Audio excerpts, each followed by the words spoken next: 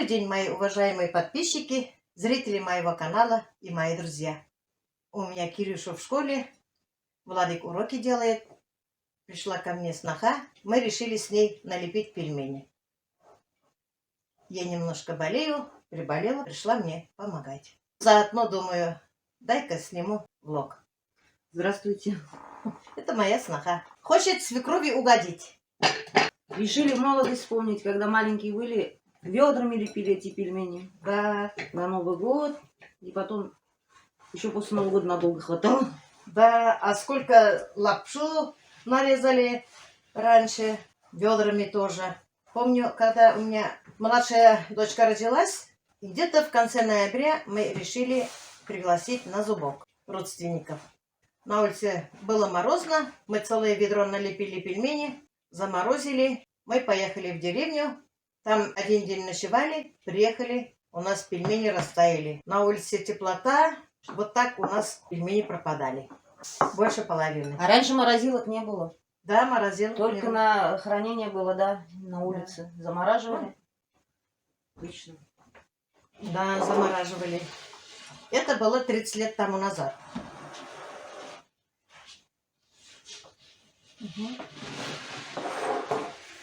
И в магазинах такого разнообразия не было. Да, не было, ничего толком не было.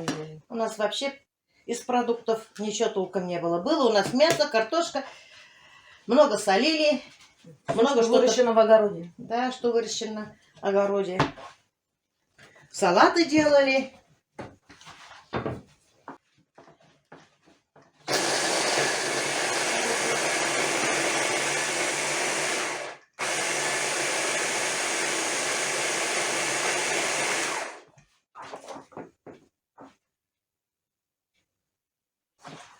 Расскажи, Марина, о себе. Ой, Где ты училась, где ты родилась? Родилась в Стерлибашеве.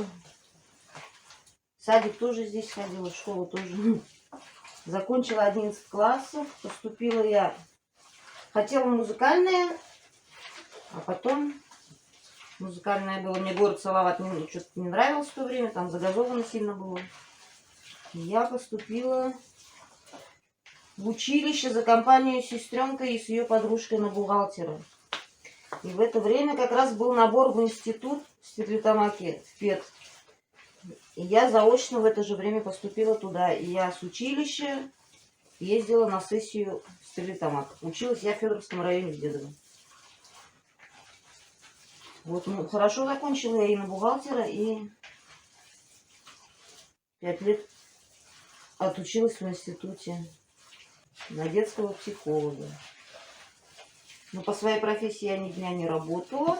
В то время здесь без блата не брали, и я уже работала в следственном изоляторе. В Уфе? В Стерлитамаке. Стерлитамаке. И вот, ну, мне уже не хотелось менять профессию, идти уже в детский сад, скажем так. А потом уже я пошла работать, я оттуда уволилась, замуж вышла. На севере мы жили, в Сургуте. Там родился. Там родился Кирилл, Первенец. старший сын. А потом мы решили вернуться с мужем сюда. А здесь я потом работала в пекарне пекарем. Ну, училась, ничего не знала, конечно. Спасибо мастеру нашему, который все показывал, технологам. И в итоге потом уехала на север пекарем. Опыта здесь набралась, а сейчас на севере пекарем. Ой, как хорошо мне. Буду лепить. Хорошо, что ты приехала.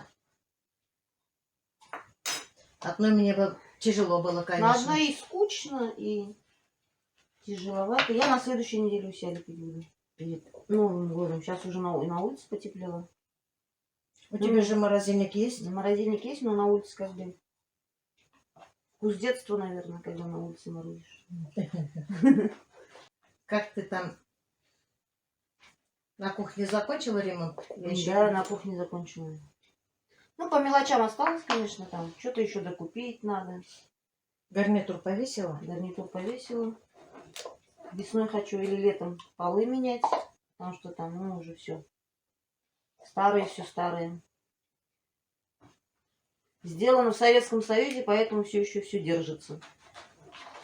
Наверное. Ну, дом-то у тебя хороший. Я говорю, Кирпичный. Советский Союз. Да, Советский Союз построил. А современные дома все равно не внушают такого доверия, потому что смотришь, то у них фундамент разваливается, то крыши падают, то еще что-нибудь. У тебя дом хороший. Ванна, туалет, все есть. Угу. Санузел, все есть. Хорошо.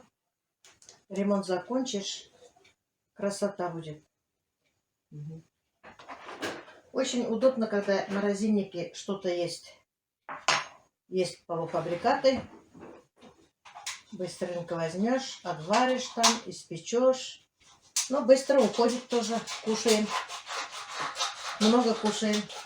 Для этого и работаем, делаем, чтобы кушали. Внуки у меня любят очень разнообразие. Мне заказ делают. На выходные у матери Заказываю. заказ делают. Когда приедут, мне рассказывают, что кушали, что мама баловала вкусняшками. Вот так.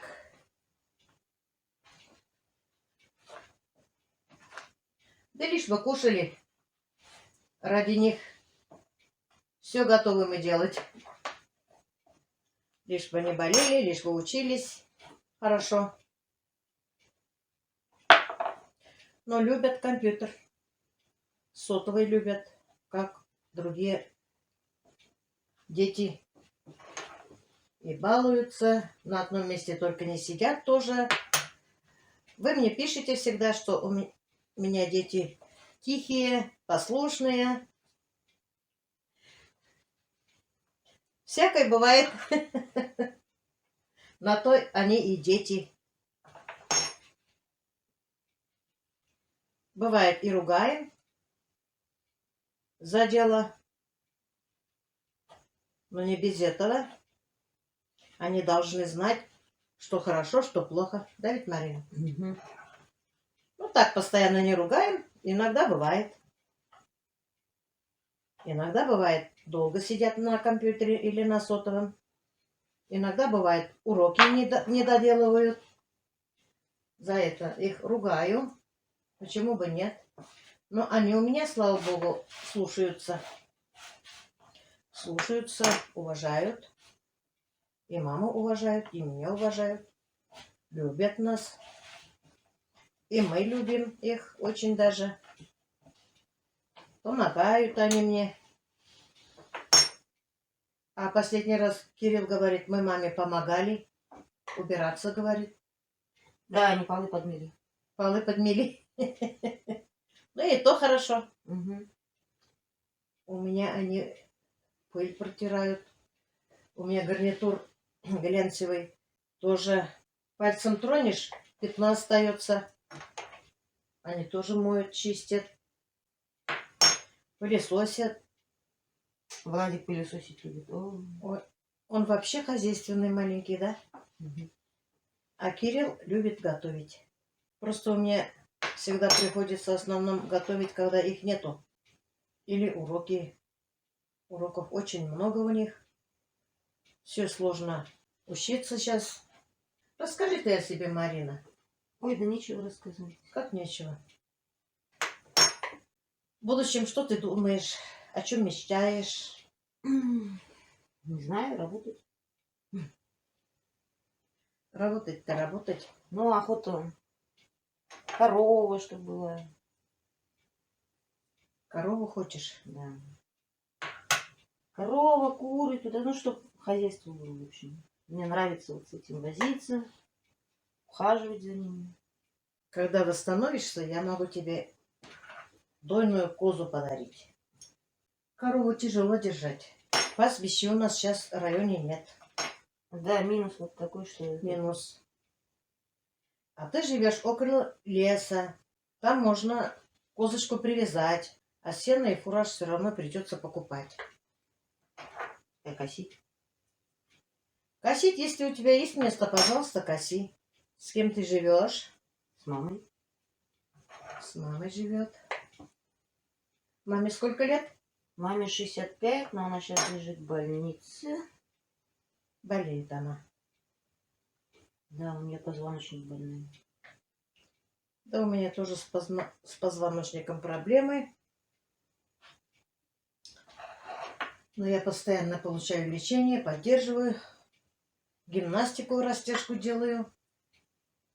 Если я растяжку пару дней не делаю, мне очень тяжело. Я 4 года ходила в фитнес-клуб раньше. Сейчас нет. Есть у нас, где бассейн, там ЛФК. Ну, там просто гимнастика. Полчаса. А мы целый час занимались без остановки, под музыкой. Мне это очень нравилось. 3 раза в неделю.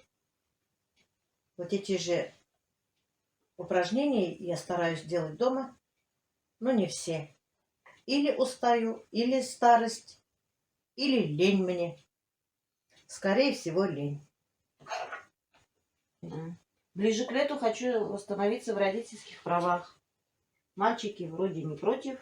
Ну, говорят, что хотят. Им, ну, говорят как, и здесь нравится, и там нравится им. Везде. Да. Вот. Потом тоже в отпуск хотим. Подали идею они поехать на Байкал. Им, я не знаю, фотографии понравились очень, или видео там какое-то понравилось. Но говорят, там очень-очень красиво. И я тоже, ну, мы все загорелись, в общем. Да. Тем более заповедная зона. Неизвестно там, насколько я смотрю в интернете и читаю. Вроде хотят как бы не уничтожить, а там стройки какие-то хотят, я не знаю, леса вырубать. Ну, в смысле, это уже будет не то, но пока есть возможность посмотреть, как она вообще изначально был этот Байкал, нужно съездить. Можно на тарелку положить, Паш, и сюда. Можно так и... Мне это удобно, тебе неудобно. Ложку принеси оттуда большую. Ну да, это приезжала моя одноклассница. Ты, наверное, мои видео не смотришь. Не, я больше книги читать люблю. Снимал нас Кирилл. Моя одноклассника рассказывала. Вот у них глаза загорелись. Они захотели Туапсе. Мы 4 съездили в Туапсе, отдыхали. Они там плавать научились. И сейчас мечтают съездить на Байкал. Вообще изначально думали, съездим в Абхазию, говорят, там тоже очень-очень красиво. Но так как переиграли, сейчас мы все загорелись Байкалом. Да. Конечно, 3 суток, по-моему, ехать поездом. Я не знаю, как я там буду терпеть. Жару? Нет, не жару. Поезд долго ездить не люблю. Ну, еще, может, скоростной поезд есть какой-нибудь. Посмотрим там по билетам. Сравним, может, самолетом полетим. Может, самолетом дешевле будет. Да, посмотрим. У них иногда бывает такое, что почему-то самолетом дешевле, чем на поезде. Да, вот так посмотрим. Тем более там одноклассница нас встречает. Сильно звали. Посмотрим с этим пандемией, что будет. Порыбачим. Да. Видео сниму. Вам покажу красивые места. Будем оттуда монтировать и отправлять. У нас же дома компьютер. Придется нам ноутбук купить. Подумаем, да. Весной, наверное, придется нам купить мальчикам. Они нормально учатся. Почему бы не купить? Они ничего не ломают. Они бы и еще лучше могли учиться. Дистанционно это все испортило. Они, ну... Дистанционно это дистанционно. Я все равно эту программу не объясню как учитель, потому что он на это учился, он знает, как объяснять. А то, что я объясняю там, или то, что они в интернете смотрят, все равно не то. А я совсем бум-бум. И дома это дома, они все время отвлекаются на что-то. Да. И неохота, у них нет ответственности дома, что надо. Я не знаю, у всех детей или не у всех. Говорят, у всех почти. Я делюсь с молодыми мамашами. Они тоже сами говорят. Но мне, чтобы дети в школе учились. Все на это. Если даже для сравнения можно взрослый человек, например, поступить дистанционно, каково она будет вот самим вот так учиться? Это очень, ну, я не знаю, правительство, видимо, об этом не знает. Когда дистанционно учителям тоже плохо, Марина. Нет, я не говорю, что это учителя за это. Что им Нет. тоже очень тяжело эту программу объяснять. Да, они какие-то еще отчеты дают. Да, а потом с них же еще спрашивают, почему Да. дети не знают. За всех детей отвечают. Ну, на уроке они сидят, слушаются, как учительница рассказывает. А дома-то они отвлекаются. В школе они опять-таки друг на друга смотрят. Общаются. Друг другу, может, объясняют что-то. Ну, есть чувство соревновательное, что ли. Охота. Ну, вот он получил, что я не могу, что ли, получить. Почему я не могу? Я тоже так могу, и они стараются друг другу там показать, как они умеют. Но им приятно, когда перед всем классом хвалят. Дома это похвалили, никто не слышит. А в школе перед всем классом похвалили, им уже приятно. Перед другими ребятами. Авторитет свой повышает. Да. И дома они. Кирилл, как открывает дверь, уже отчитывается, какую оценку получил. За пятерки сразу отчитывается. За пятерки сразу отчитывается. За четверки, за пятерки. Когда тройку получает, нет, молчит. И сидит, думает, лишь бы не спросили, сколько получил. Вон там поднос, где холодильник.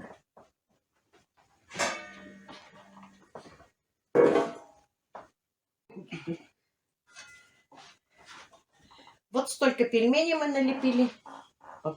Пока. Но у нас очень много.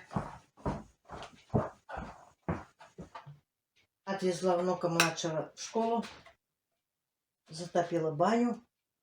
Налепим пельмени. Пойдем с Мариной купаться, париться.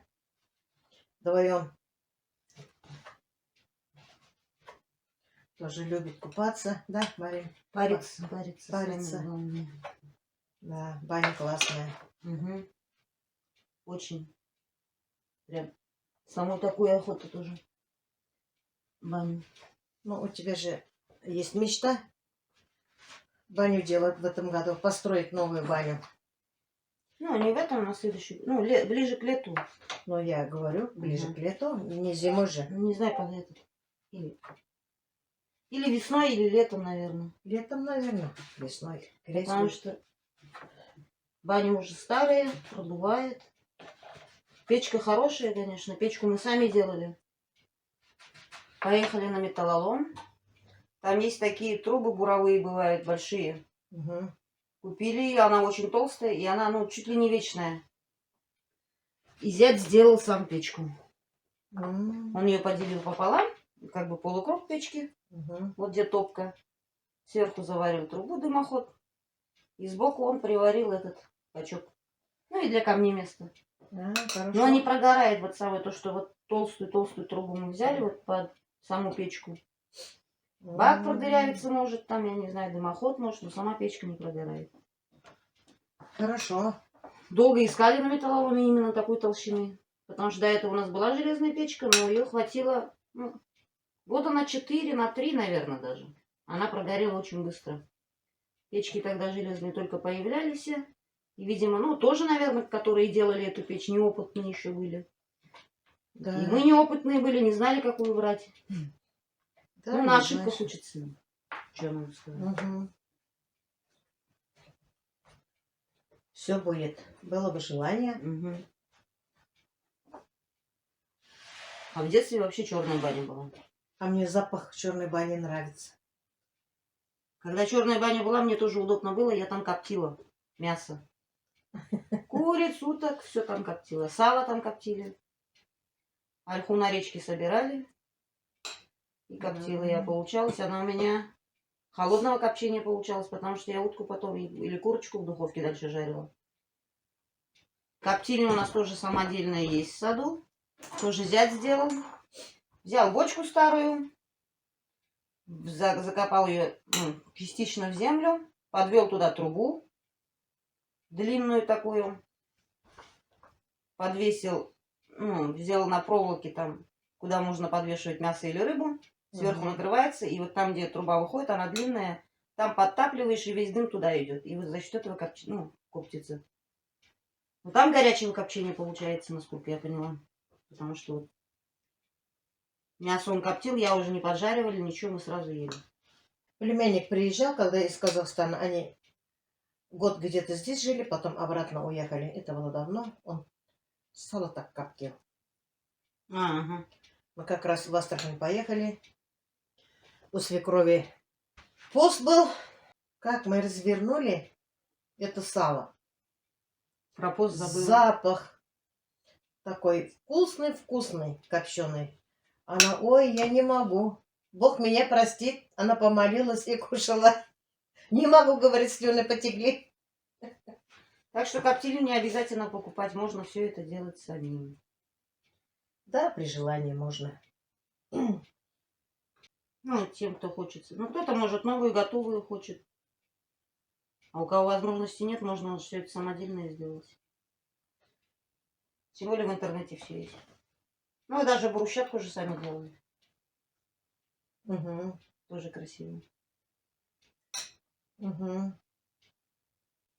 Одна подписчица мне пишет в комментариях, как ты идешь на поправку, Марина. Расскажи, пожалуйста, об этом. Как ты борешься со своей болезнью? Желание надо, это во-первых. Круг общения поменять надо, скажем так. Да. Компанию. Да. Да, и стимул нужен. У меня дети стимул. Свекровь все равно поддерживает, помогает, ей спасибо. Если вот восстановиться хочу, потом я и работу бросать не хочу. Я думаю, буду оставить. Я знаю, что спокойно могу ей оставить, что надежно. Конечно, я помогу. Как же? Твои Может, дети, мои дети. Работу бросать неохота, потому что здесь такой зарплаты все равно нету. А жизнь сейчас очень дорогая. И даже северских денег, они, не такая большая зарплата, все равно их не хватает. У детей потребностей много.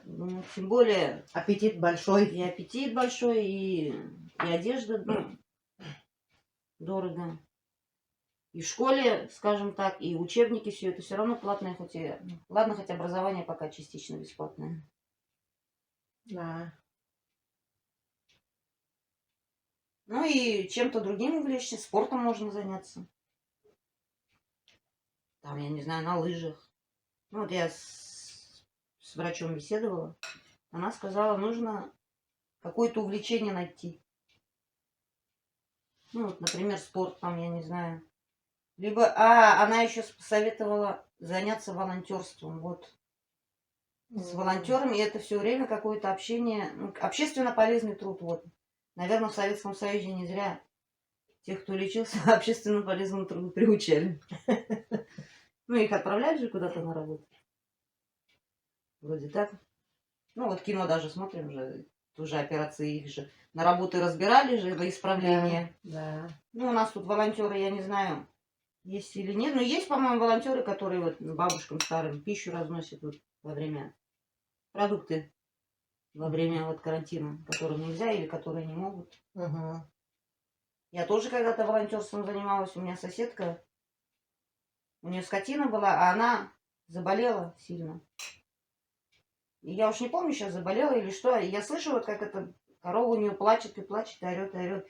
Я не выдержала, я ходила и кормила у нее скотину эту. Водой поел, зимой дело было.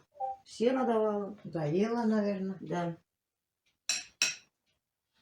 Почему-то, не знаю, не попросила. А, ее сестре я позвонила, она сказала, посмотри, говорит, пожалуйста. Я, говорит, сейчас не могу. Она тоже посменно работала в больнице. И, наверное, действительно не могла.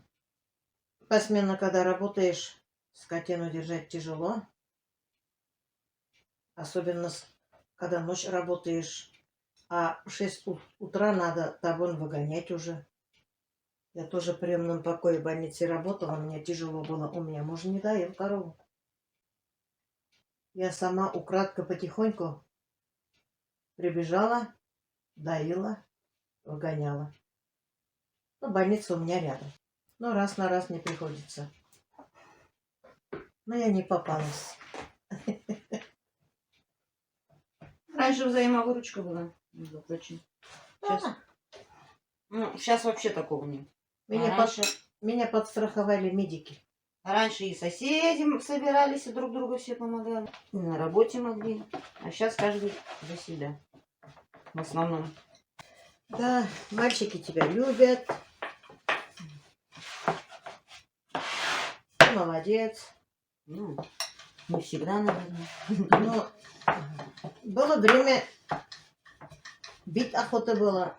Сейчас я спокойно, что ты выздоравливаешь, что ты хочешь сама детей воспитывать. Я очень рада. Ведь я тоже старею. Да, точно. Тяжело уже. Тяжело, да. Переходный возраст. Ну и на пенсии отдохнуть все равно охота же. Охота, да, но никак же. А вообще охота, конечно, чтоб огород ровно был. У нас овраг. У вас овраг, огород. Да. Очень тяжело. Может, дом достроишь? Не знаю, Участок есть. Капитал материнский есть. Ну, можно достроить, но детям далеко. Ну, Очень. там, говорят, школу построить. Ну, они у нас уже отучатся тогда. Ну,